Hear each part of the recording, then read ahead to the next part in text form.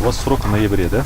Да, 15 ноября сдача объекта. Очень много бетонных работ осталось, да? Подготовительных работ, грунт нужно подготовить, переходы нужно сделать. Где-то 9, да, у вас переходов осталось?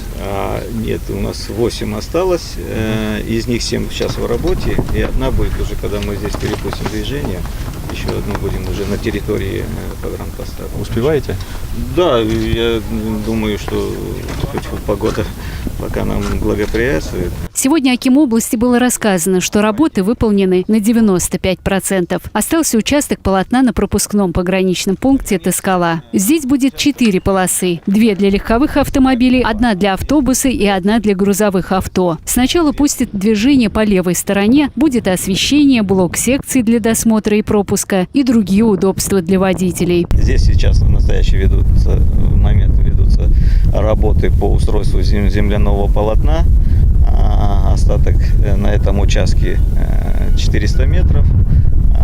Дорога здесь будет разделяться на 2 полосы.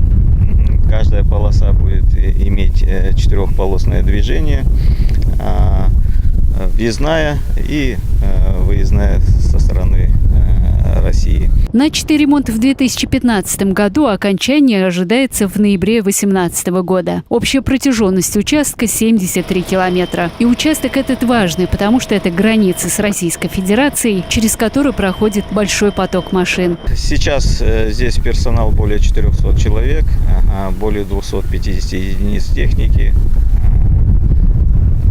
В целом, да, мы идем по графику с небольшим опережением. Дай бог, если погодные условия будут, мы завершим работы. Раньше было всего 2 полосы, въездная и выездная полоса. Сейчас будет 2 дороги по 4 полосы каждая. Этот участок, именуемый 104-й километр автодороги Уральск-Тоскала, на границе с выходом на Озинки и Саратов. Возможно, работы будут завершены раньше срока, и тогда мы увидим хорошие дороги, по которым мы сможем выехать на территорию Евразийского экономического союза. Гульнар Умарова, Нурлан Кунашев, Рустам Джумашев, ТДК 42.